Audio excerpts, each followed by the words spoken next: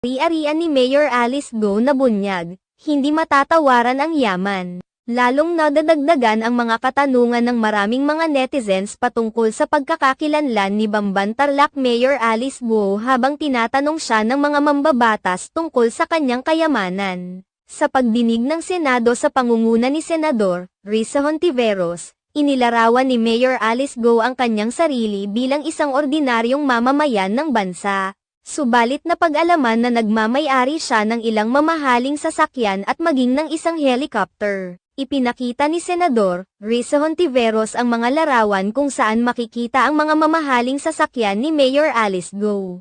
Base sa report ay nagmamay-ari umano si Mayor Alice Go ng humigit kumulang 16 na mamahaling sasakyan at isang helicopter. Dahil dito, marami ang nagtatanong kung paano nito nakuha ang ganoong yaman gayong siya ay naninirahan sa isang hindi masyadong